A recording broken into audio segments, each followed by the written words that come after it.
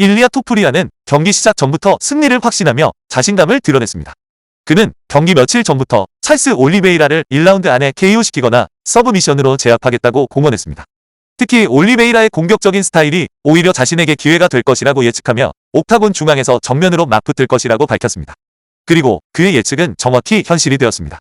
일리아 토프리아는 UFC 317에서 찰스 올리베이라를 1라운드 KO로 꺾고 새로운 라이트급 챔피언에 등극했습니다. 경기는 결국 1라운드 만에 끝이 났습니다. 올리베이라는 토프리아의 짧고 강렬한 오른손 펀치에 걸려 KO패를 당했습니다. 이는 올리베이라의 라이트급 커리어에서 전례 없는 결과였습니다. 그동안 저스틴 게이츠, 더스틴 포이리에 마이클 챈들러와 같은 강력한 펀처들과 맞섰을 때도 찰스는 쓰러지더라도 늘 다시 일어서는 모습을 보여주었습니다. 기자회견에서 일리아는 올리베이라를 쓰러뜨리면 결코 다시 일어설 수 없을 것이라고 단언했습니다. 이는 자신이 다른 어떤 선수들보다도 강력한 펀치력을 가지고 있기 때문이라고 설명했습니다. 패더급에서 라이트급으로 체급을 올린 일리아는 이제 이 체급에서 가장 강력한 펀처가 될 가능성을 보여주었습니다. 그는 침착함과 규율을 유지하며 복싱의 기본 기술을 바탕으로 경기를 운영했습니다. 특히 중요했던 점은 올리베이라가 가장 위협적인 공격을 펼치는 중앙 라인에서 끊임없이 벗어나며 영리하게 움직였다는 것입니다.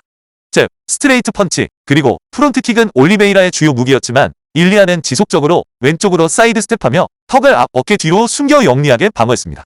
그는 잽을 날릴 때마다 항상 살짝 위로 들어 올리는 동작과 턱을 보호하는 자세를 취했습니다. 이는 상대를 함정에 빠뜨리면서도 자신을 보호하는 고전적인 복싱 기술입니다.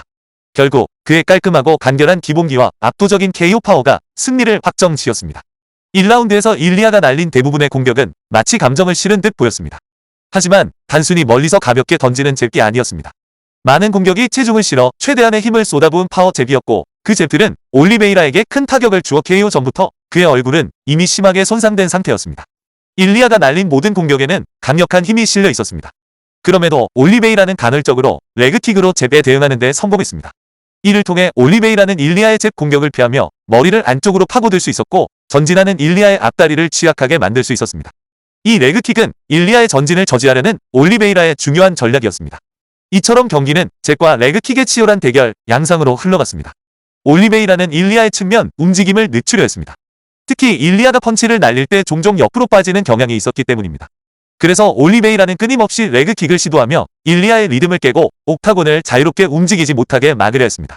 올리베이라는 프론트킥으로 일리아와의 거리를 유지하면서 레그킥을 섞어 공격하기도 했습니다. 일리아에게 레그킥이 효과적이었던 이유 중 하나는 그가 앞다리에 많은 체중을 싣는 스타일이었기 때문입니다. 자세가 낮춰진 상태에서는 레그킥을 방어하기가 어렵습니다.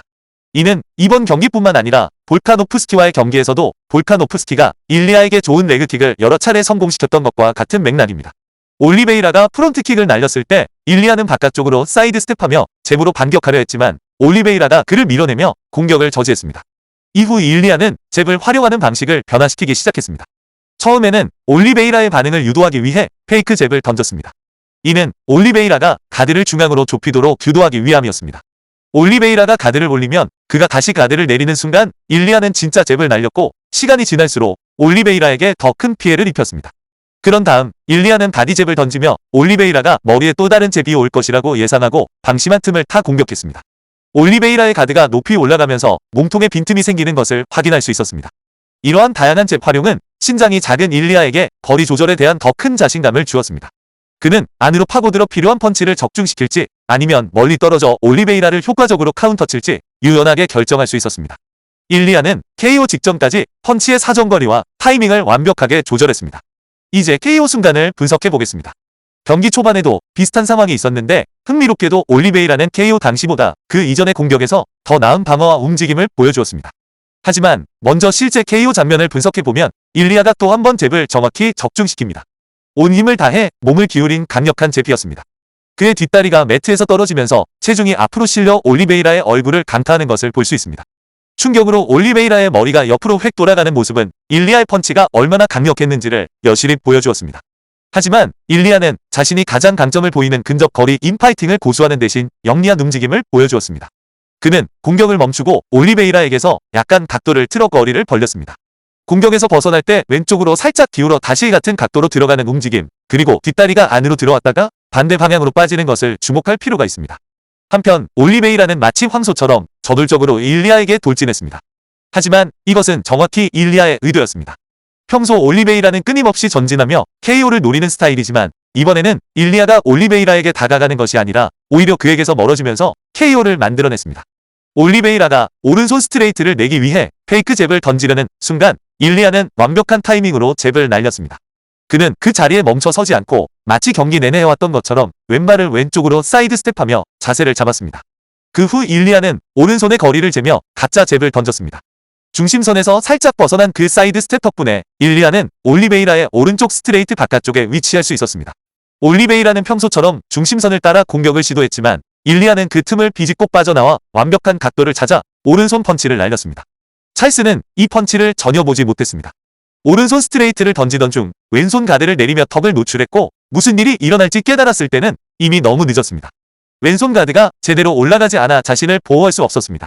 그리고 불과 1초 후 찰스는 왼쪽 가드를 완전히 내렸고 펀치는 그 틈을 정확히 관통하며 그를 노가웃시켰습니다. 만약 그가 그 손을 계속 들고 있었다면 이 공격을 막을 수 있었을 것입니다. 흔히들 말하듯 이 게임은 한 끗 차이의 싸움입니다. 올리베이라가 손을 몇 인치만 더 높이 올렸거나 아예 내리지 않았더라면 KO 펀치를 막을 수 있었을지도 모릅니다. 하지만 그는 자신의 라이트 스트레이트를 적중시킬 자신이 너무 강해서 수비가 무너졌습니다. 그때 일리아가 짧은 라이트 스트레이트로 그를 깔끔하게 잡아냈고 곧바로 레프트 훅을 날렸습니다. 찰스는 바닥에 쓰러졌고 넘어지면서 턱이 자신의 무릎에 닿을 정도로 충격이 컸습니다. 일리아는 쓰러진 상대에게 두 번의 강력하지만 매우 필요한 그라운드 앤 파운드 펀치를 적중시켰습니다. 이 패배는 올리베이라의 커리어에서 가장 큰 뇌진탕을 유발한 패배였으며 일리아의 1라운드 승리를 확정지었습니다. 평소에는 마치 황소처럼 저돌적으로 돌진하는 투우사 역할을 하던 올리베이라를 상대로 일리아는 투우사의 역할을 수행하며 KO를 따냈습니다. 라이트급에서도 이러한 그의 플레이를 더 많이 볼 수 있을지도 모릅니다.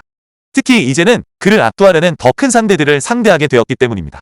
하지만 문제는 그들이 일리아를 압도하지 못할 것이라는 점입니다. 일리아의 풋워크가 얼마나 과소평가되고 있는지 여실히 보여주는 대목입니다.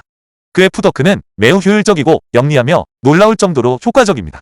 일리아는 항상 기본적이면서도 효과적인 기술을 활용하여 펀치를 정확히 적중시키기 위한 스텝을 밟습니다. 바로 이러한 점이 그가 꾸준히 KO 승리를 만들어내는 원동력입니다. 펀치가 날아오는 것을 보고 방어하는 것과 전혀 보지 못하는 것에는 엄청난 차이가 있습니다. 경기 중 일리아가 오른손 오버핸드를 날렸을 때 찰스는 이를 미리 감지했습니다. 그는 펀치를 피하기 위해 머리를 뒤로 뺐습니다. 일리아가 이를 적중시켰고 이어서 또 한 번 펀치를 날렸습니다. 하지만 두 번 모두 찰스는 펀치의 궤적을 예측할 수 있었고 결국 KO로 이어지지는 않았습니다. 하지만 결정적인 마지막 시퀀스에서는 단 한 번의 펀치로 경기가 마무리되었습니다. 이것이 바로 큰 차이점입니다. 선수가 펀치를 전혀 보지 못할 때 KO의 가능성은 극적으로 높아집니다. 바로 이러한 상황이 이번 경기에서 펼쳐진 것입니다. 일리아에게는 3명의 다음 타이틀전 상대 후보가 있습니다. 저스틴 게이츠, 패디 핀블렛, 그리고 아르만 사루키안입니다. 이 3명 중 패디 핀블렛은 다른 두 선수만큼 타이틀전을 차지할 자격이 충분하지 않다고 봅니다. 하지만 핀블렛과의 경기는 UFC에게 흥행면에서 더 큰 의미가 있을 것입니다. 저스틴 게이츠는 자신 대신 핀블렛이 타이틀전 상대로 거론되었을 때 매우 불쾌했을 것입니다. 그는 입으로는 타이틀 도전권을 원한다고 하지만 사실상 큰돈이 걸려있지 않으면 누구와도 싸우지 않겠다는 뜻으로 보입니다. 아마도 게이츠와의 경기보다는 핀블렛과의 경기가 성사될 가능성이 높아 보입니다. 아르만 사루키안에 대해서는 데이나 화이트가 언급하기를 바로 다음 타이틀 도전권을 얻지는 못할 것이고 먼저 다른 선수와 싸워야 할 것이라고 말했습니다. 핀블렛이 마이클 챈들러를 이긴다고 해도 아무리 빅 매치라고 해도 타이틀 도전권을 얻기에 충분하다고 보지 않습니다. 만약 아르만이 이기지 못하고 핀블렛이 한 번 더 승리해야 한다면 저스틴 게이츠에게 기회를 주는 것이 어떨까요? 게이츠는 라파엘 PGF를 이겼고 3경기 전에는 이미 더스틴 포이리에도 이긴 바 있습니다. 지금 당장 일리아 토프리아 선수에게 타이틀 도전권을 받을 만한 완벽한 자격을 갖춘 선수는 없다고 생각합니다. 현재 라이트급의 어떤 선수도 일리아 토프리아를 이기기 어려울 것 같습니다. 패디 핀블렛은 릴리아가 충분히 쉽게 제압할 수 있는 상대라고 봅니다. 찰스 올리베이라보다도 더 쉽게 타격을 허용할 가능성이 있습니다. 단순히 키가 크고 리치가 길다고 해서 일리아를 이길 수는 없을 것입니다. 이 선수들 중에서는 강력한 레슬링 실력과 폭발적인 움직임을 가진 아르만, 사루키안이 가장 유력한 후보라고 생각합니다. 저스틴 게이츠는 아마 1라운드에서 KO 패할 것으로 예상합니다. 아르만만이 일리아와 가장 오래 버틸 수 있는 선수일 것입니다. 아마 3라운드나 4라운드까지 버티다가 경기가 끝날 수도 있겠죠. 다른 선수들은 1라운드나 2라운드에서 KO 패할 가능성이 높습니다. 현재 UFC 역사상 최고의 연승 행진 중 하나를 이어가고 있는 일리아 토프리아는 누구도 막을 수 없을 것처럼 보입니다. 그는 세계 정상급 파이터로 UFC에서 아직 무패 행진을 기록하고 있으며 단 2번의 판정승을 제외하면 거의 모든 승리를 KO로 거두고 있습니다. 그는 이러한 압도적인 경기력으로 UFC에서 강력한 존재감을 드러내고 있습니다.